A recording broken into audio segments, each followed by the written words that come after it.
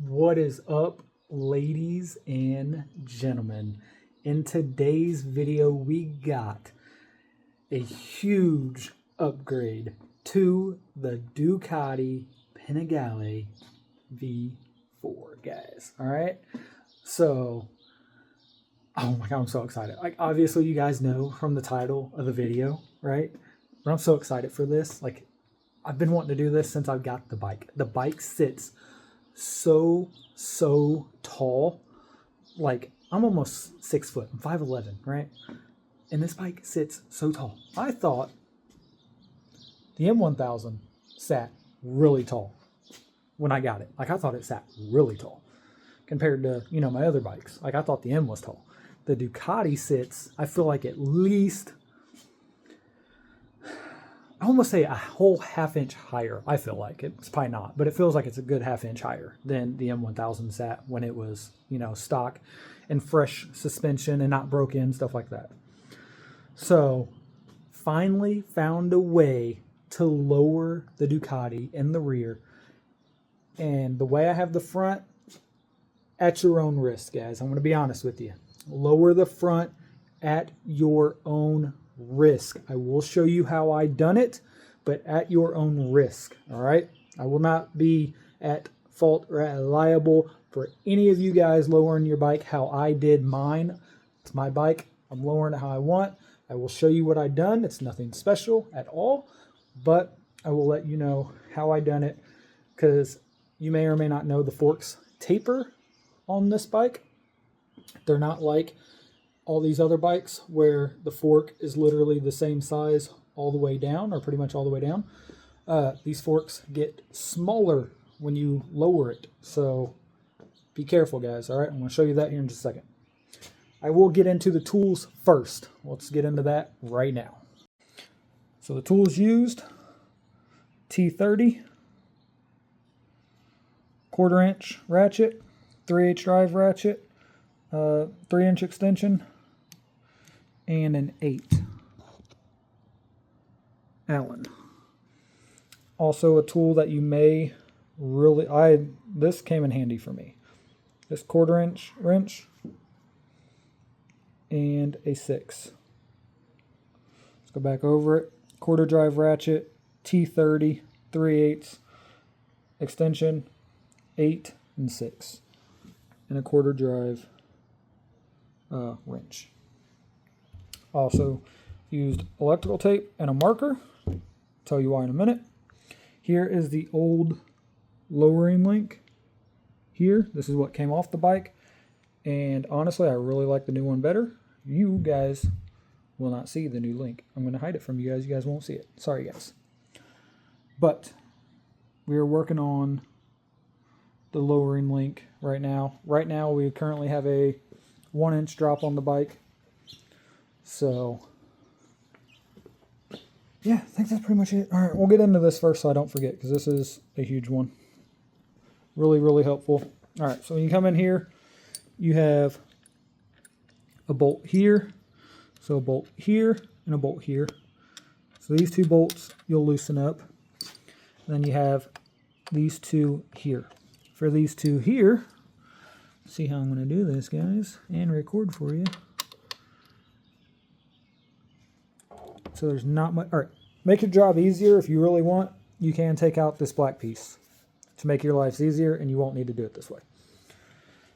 I was able to get my 3/8 drive ratchet down there to loosen it, and then I used this once it was in there, put it on like so, and then use this to tighten that. So it pretty much looks like this. So you can do it one of 2 ways, which I don't recommend doing it this way, but you can put the box in, put the clothes in there, and do it that way. I don't really recommend it, because if you turn it too much, you may not be able to get it back off or out. So I just use it like that, and then boom. Use this to break it free and to fully tighten it. Do not fully tighten it using this small tool. I'd recommend doing this because you get a better feel for how tight it is. And talking about going how tight it is, there's actually, well, I think they were already marked, but I would have marked them if not. There's markings on the bolts I went back, or tried to go back to where it was marked at previous. This side's a little bit different. And the reason why you need the T30 is for your brakes, your brake reservoir. You just need to loosen it. You don't have to take it all the way out, just loosen it, because right behind there.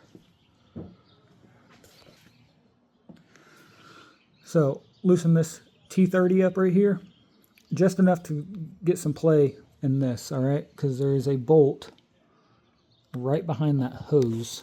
It's kind of hard to see right there. So you have to loosen that, and then this has the same thing, those two right there. All right, let's get into the fun stuff now, guys. The sketchy stuff, like I was talking. I think it's easiest to show you on this side, I'm not 100% sure. Alrighty.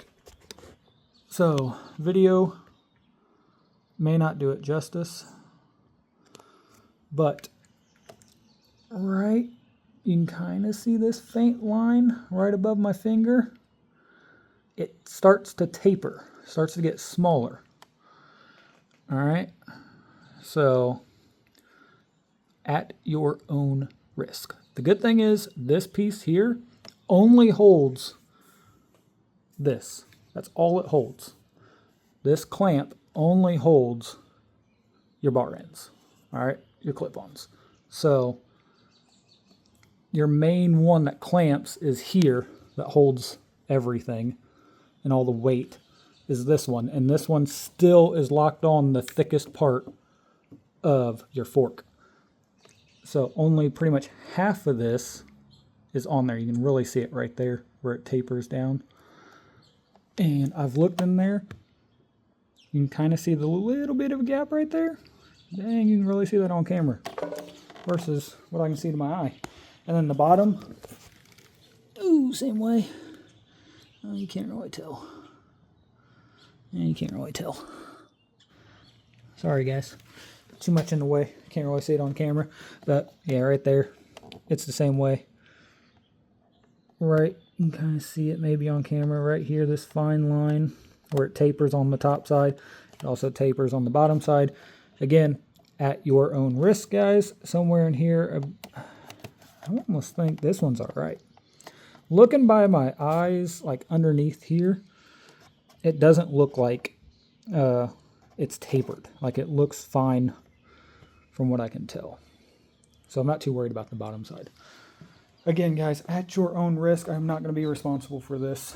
And I'm so glad that I done this beforehand, because trying to make a video and do this, like my video is already going to be super long. All right, let's move to the kickstand next. Unfortunately, ladies and gentlemen, we do not have an adjustable kickstand yet for this bike. So I cut mine. Yeah. It's like $100 for a new one, so not too worried about ruining my brand new kickstand for the Ducati. I've looked them up. You can find them for like $100. So I'm not too worried. And honestly, I'm going to an adjustable one, or I go aftermarket if I want to raise it back up and do a carbon fiber one, which would be dope.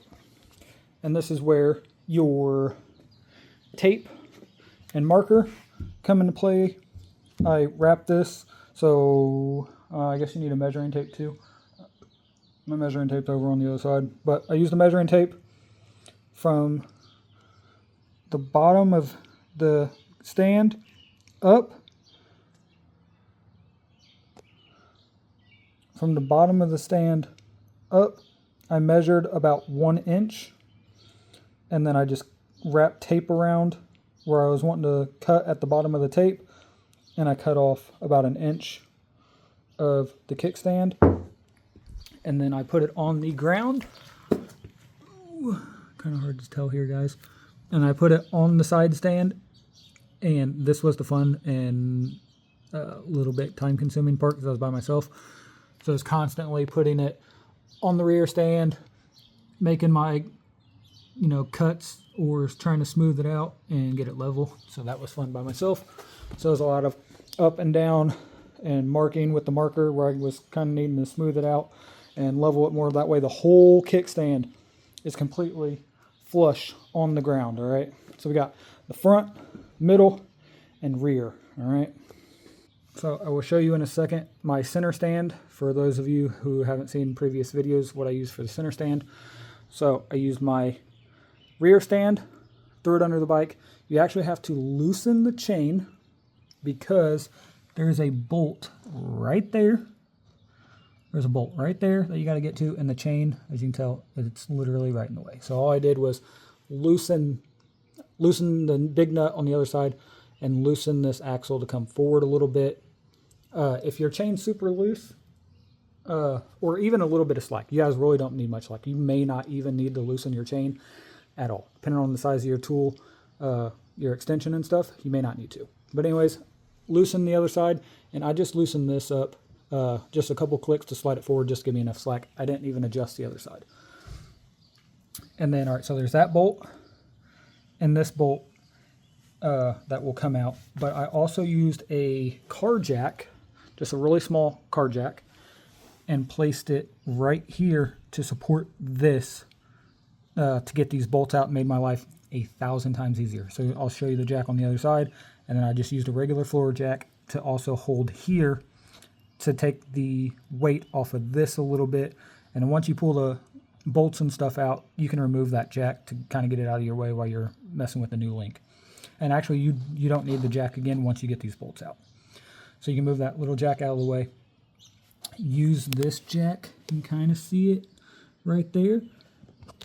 You'll put it right under your pan. There's where your drain plug is, there's a little opening in at least this pan that you can support. You'll need a spacer. I use a spacer for the top of that, and support the engine. And then the cool part is when you lower this, pretty sure, yeah, you lower this, it actually brings this lower, so you can put your new link in for the 1-inch lowering link. That way, and then you can kind of raise and lower that to get it perfectly spaced to where you just slide these bolts back in by hand. Don't forget to Loctite them, guys. Do not forget to Loctite them. Loctite them, and then boom, your link in. Your link is in, 1-inch lowered, and you are ready to go. And then put everything back together. So super, super easy job, guys. Honestly, I'm literally just waiting for it to clear up here. It's super cloudy, ground, super wet. So waiting for it to dry up, and then I'm going to be pulling this baby out and testing it. Not done any testing. Hopefully this video doesn't run too long, and we're going to get out and hopefully test it in this video as well. And then, yeah, super excited, guys. Again, we'll go show you the tools. But yeah, so the big 8 is where you use for where your link is, where this is, and then this is for your front end. Oh, and then here's the little lift I use. This thing is a must-have, guys. Absolutely love this thing. Just got it off Amazon, and I use it for literally every bike here, guys. So you need that little lift, and then just a rear stand. And that's pretty much all you need for the job.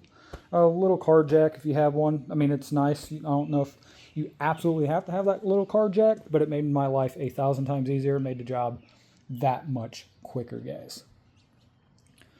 Yeah, really hope you enjoyed today's video. I tried to go over every little thing. Again, if you guys do this job and you have questions, hit me up on Instagram. I can definitely help you.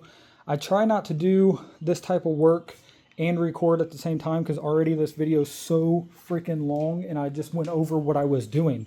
So me trying to do it and record and everything else would have been 10 times longer.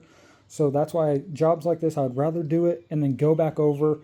And that way I already know, I already learned from it. What's easy, what's hard, what tools I used, stuff like that. So I'd rather do it this way, guys, because it's pretty much no different than when I lowered these two bikes. It's just the front ends where it tapers at, it's a little bit weird. So yeah. And then obviously I had to cut the kickstand. But yeah, dude, this bike looks so good, guys. I cannot wait to get out and ride it. But yeah. Ooh, it looks so good, guys. I'm so excited. Look how, dude, it looks so short back here compared to what it did. Oh, guys, I'm so excited. So excited. And then, oh, we went 1 inch in the front too, guys, by the way. So I did lower 1 inch in the front, 1 inch in the rear, and that's why I cut 1 inch off of my kickstand. And then you can kind of see the tank, it just leans ever so slightly to the left. Kind of hard to see on camera, but yeah. I don't know if you can, oh, another thing, I don't know if you can go much lower in the front than 1 inch because of how much it tapers. You might be able to go about that much more in the front. I don't really know. Not much more because how the forks taper, unless you get, you space it out. The rear, we're gonna do, once I get another link, another lowering link, I want to go 2 inches in the rear and maybe a tad more in the front. Again, we're testing it, guys. First time. I have no videos to go off of, no help, nothing like that. This is all done on my own, and testing will be obviously on my own as well. But yeah, guys, super excited. I don't know if this is going to be an outro or not, or if we're going to get out and ride, but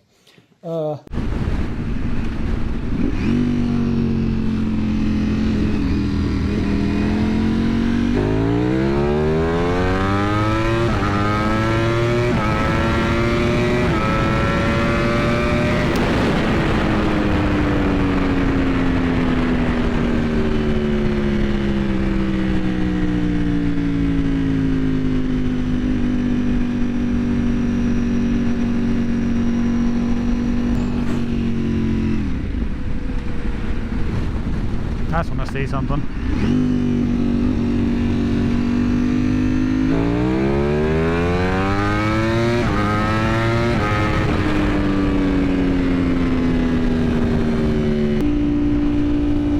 Damn, son.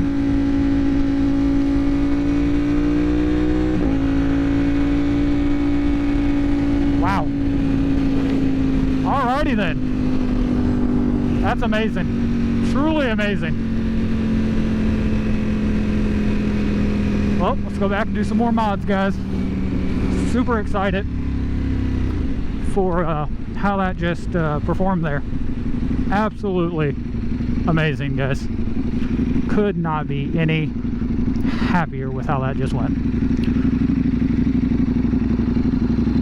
Cannot wait to fully test this thing out.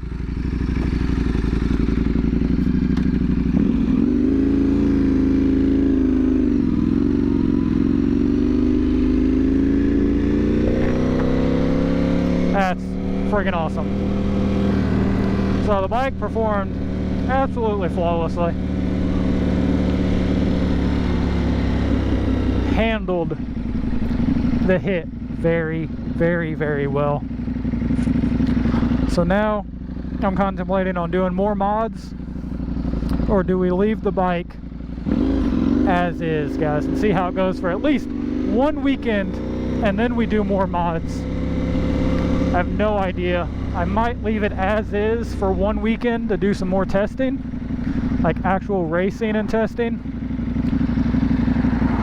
Honestly, I really don't know, guys. It's really, really hard.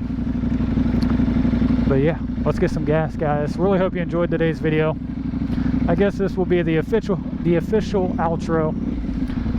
Bike's running good. 1 inch seems to be a really good sweet spot for this. So couldn't be happier. Again, links down below, guys. BT Moto, Brock's Performance, Shine Armor. Catch beautiful people in the next one.